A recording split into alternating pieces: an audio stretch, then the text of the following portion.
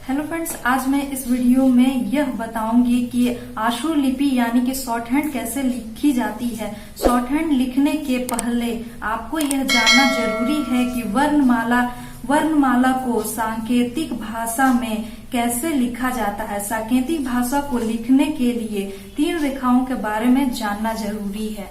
तो ये जो आप रेखा देख रहे हैं, ये जो आप देख रहे हैं क ख ग घ, इसे हम सांकेतिक रूप में लिखते हैं, यानी कि इसे हम रेखा के रूप में लिखते हैं। तो ये जो रेखा होती है उसे हम 3 तरह से हम बांटते हैं। जैसे कि पहला इसे हम कहते हैं, जैसे कि यहाँ देखें, पहला जो है ये है सरल रेखा, दूसरा वक्र रेखा, तीसरा आड़ी रेखा। तो अब जो ये सरल रेखा है, सरल रेखा के अंतर्गत कौन कौन आते हैं? तो इसके अंतर्गत जो आते हैं कवर्ग, चवर्ग, टवर्ग, पवर्ग या य, र, व, ह, अंग और ढ आते हैं। लेकिन आप कवर्ग, चवर्ग, टवर्ग को नहीं जानते हैं तो आज मैं इसे बता देती हूँ। तो बताना चाहूंगी दोस्तों कि ये जो कवर्ग होता है, ये क, ख, ग और घ, इसे ही हम कवर्ग कहते हैं। और च, छ, ज, झ, इसे हम चवर्ग कहते हैं। ट, ठ, ड, ढ, इसे हम टवर्ग कहते हैं। त, थ, द, ध, इसे हम तवर्ग कहते हैं। और प, फ, ब, भ, इसे हम पवर्ग कहते हैं। तो चलिए आगे हम वक्र रेखा के बारे में बात करते हैं। तो वक्र रेखा तवर्ग जिसे हम त, थ, द, ध, तवर्ग र, ल, श, म, न, अंग और ड, ये सारे को हम वक्र रेखा कहते हैं। अब आड़ी रेखा किसे कहते हैं? तो कवर्ग रेखा को म, न और अंग। तो कवर्ग रेखा हम किसे कहते हैं? क, ख, ग और घ को कवर्ग रेखा हम कहते हैं। कवर्ग रेखा के अक्षर, कवर्ग रेखा के जो अक्षर होते हैं क, ख, ग, घ, ये सरल और आड़ी रेखाएं दोनों ही होती हैं। म, न और अंग, ये वक्र और आड़ी रेखाएं दोनों होती हैं। तो फ्रेंड्स, अब आज मैं जो बताने जा रही हूँ वो वर्णमाला बताने जा रही हूँ। तो वर्णमाला में ये आप जानते ही होंगे कि वर्णमाला क से लेके अंग तक होती हैं।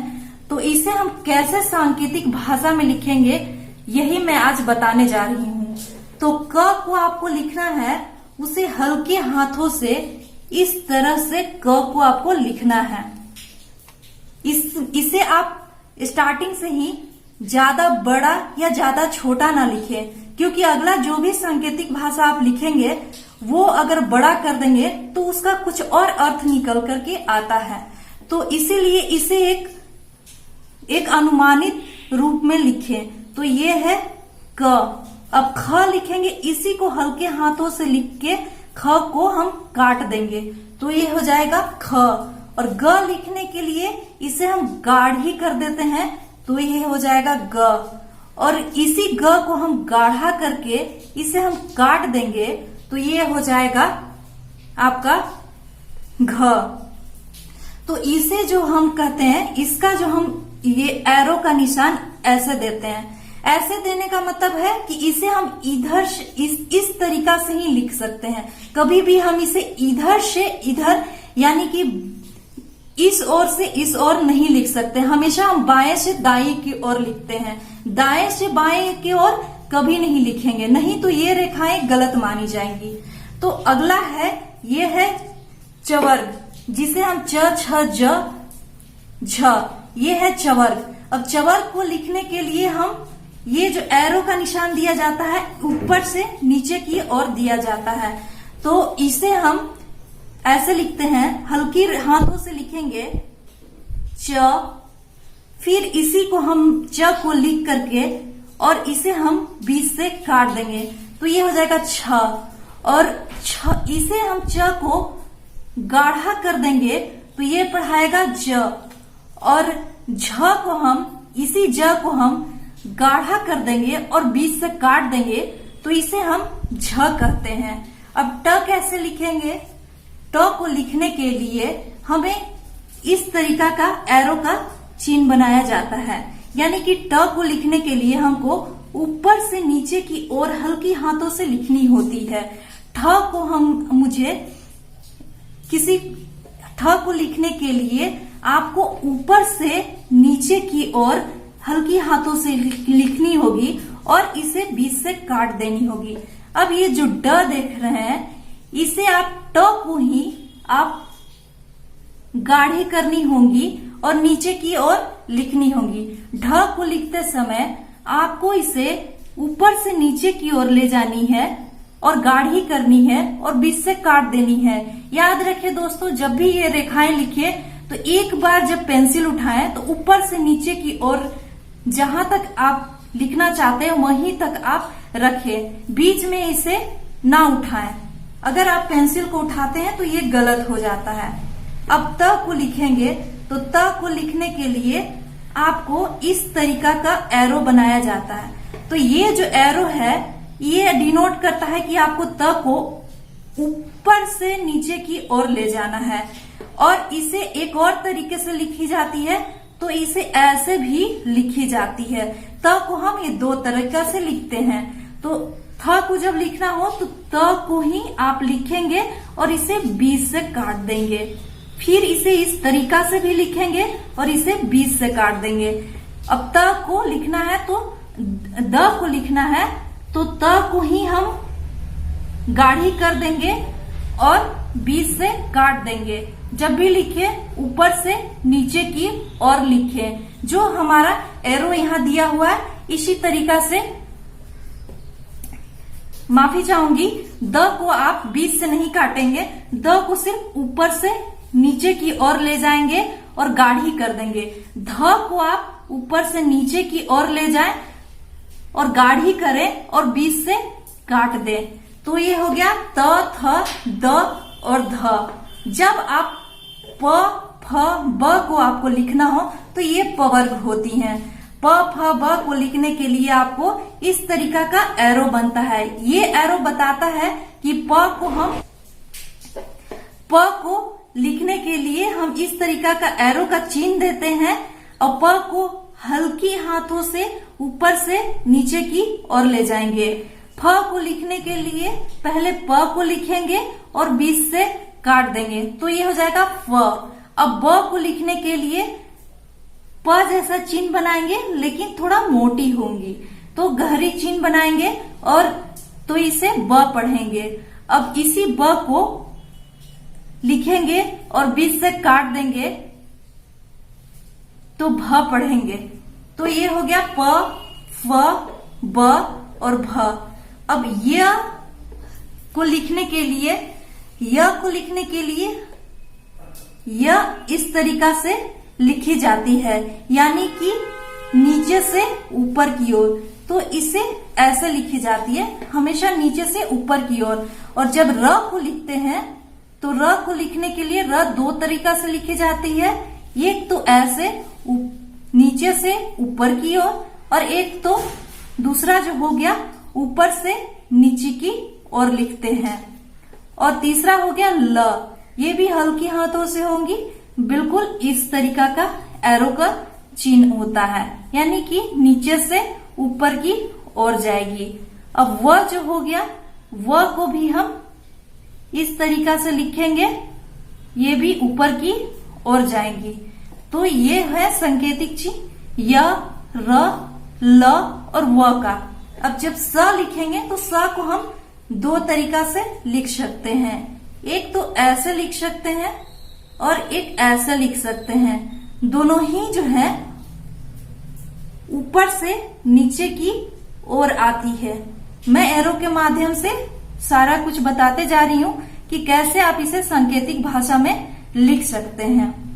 ह जो हम लिखेंगे, ह को ऐसे लिखेंगे, और दूसरा ह को हम ऐसा लिखेंगे। ये जो है नीचे से ऊपर की ओर जाएगी और ये ऊपर से नीचे की ओर आएगी, और दोनों को